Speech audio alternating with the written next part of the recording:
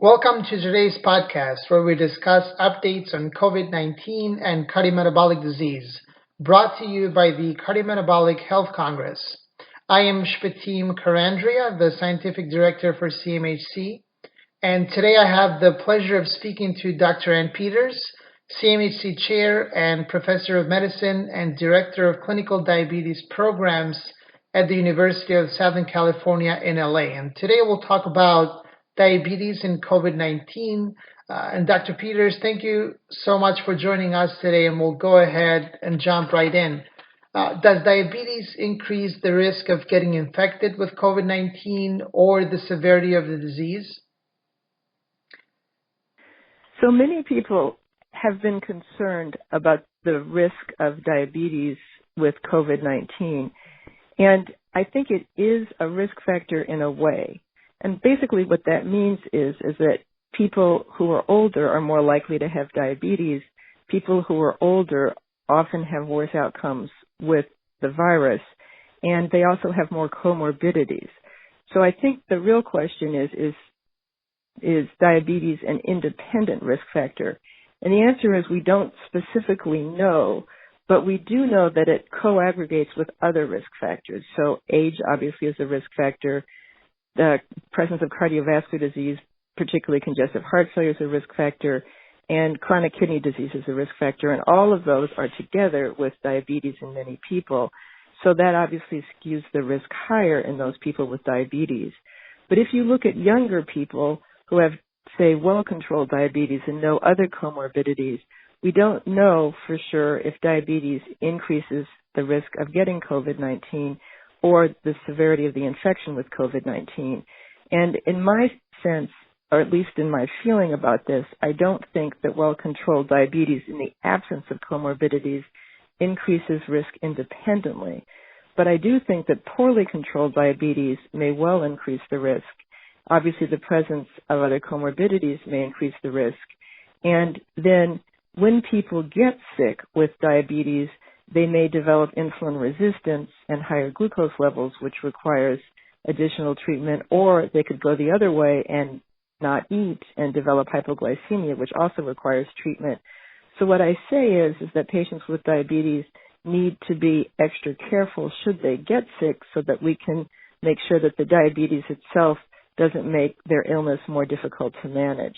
So I spend a lot of time helping prepare patients so that if they get sick, diabetes doesn't make things worse. But in general, diabetes as an independent risk factor may not be as strong a risk factor as the others that we all know well. So I try to get people with diabetes not to worry extra about this because they have diabetes, but I certainly use it as a way to get patients to make sure their diabetes isn't forgotten, that they control it well, and that they're prepared for managing their diabetes should they get sick. Should there be any concern about existing diabetes therapy or modifying existing diabetes therapy in patients who have contracted COVID-19?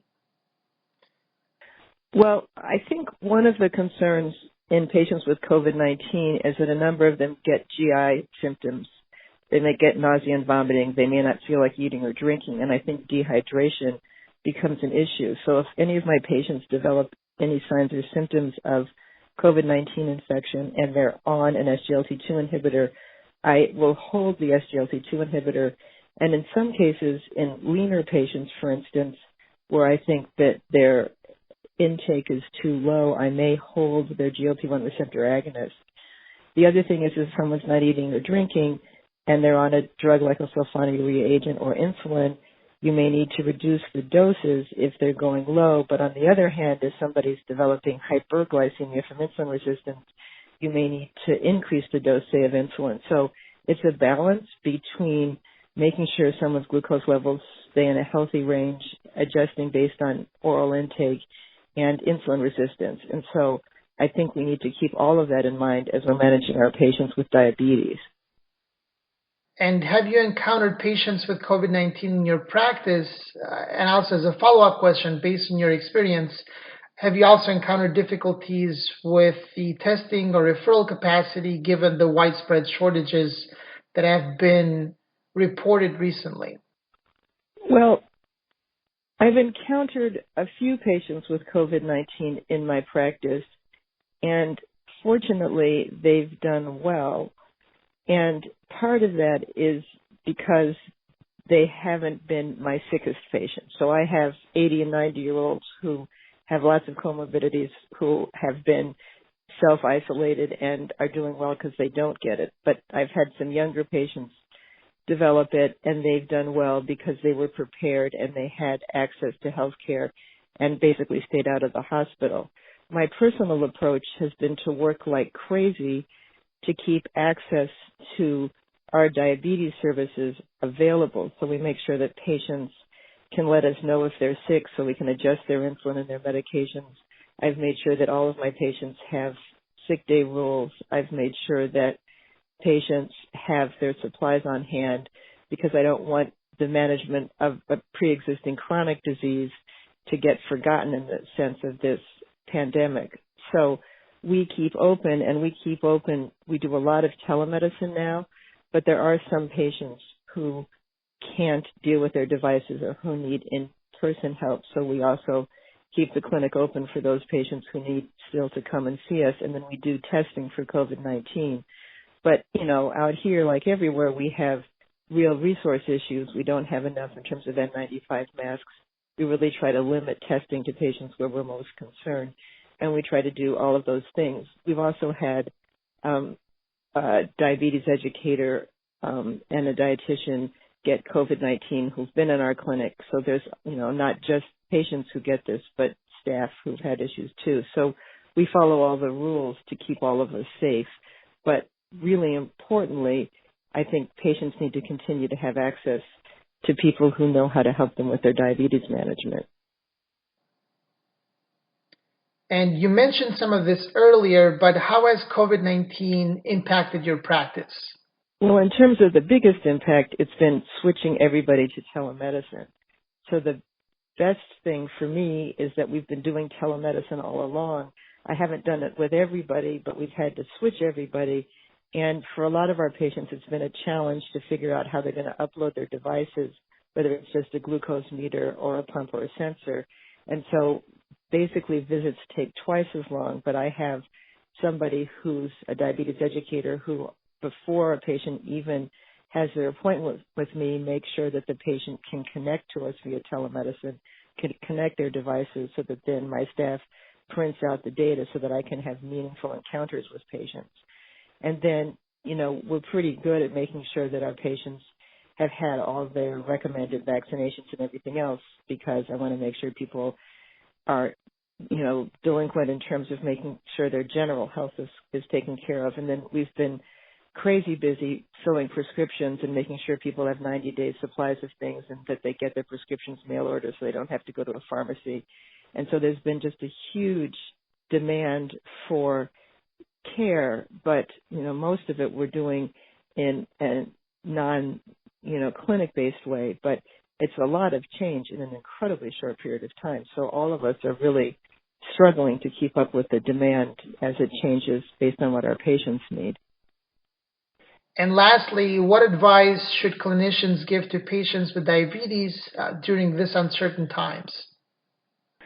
Well, first of all, I tell everybody not to worry that their diabetes independently increases their risk, so that patients all think that they're sort of doomed because they have diabetes, and that's not true at all. But what I do help patients do is realistically look at risk. And as I said, older patients who have more comorbidities are ones where, realistically they must not get the virus. So I talk about how they need to make sure they're, isolated and not at risk for getting it. For younger people, I talk about their independent risk, but then their need not to get it so they don't give it to others. But I make sure that everybody has a plan. And part of that plan for most of my patients involves being prepared with things they can drink. So I want people to have sugar-containing drinks and non-sugar containing drinks so that they can have glucose when they need it and have just electrolytes when they don't. So I prepare people to have on hand the kinds of things they could consume if they're sick, and gentle things like if they're upset, they have an upset stomach, maybe applesauce is better, or, just like when you're treating a little kid with a GI illness, I want people to be able to be at home and consume carbohydrates. And I think that oftentimes people just think of drinking water, but for patients with diabetes who are on medicines that can cause hypoglycemia, I want them to have things that they can consume that keep their blood glucose levels at a good level. And then I make sure that people who need it have ketone testing strips at home so I can know if they've become ketotic. And I make sure that people have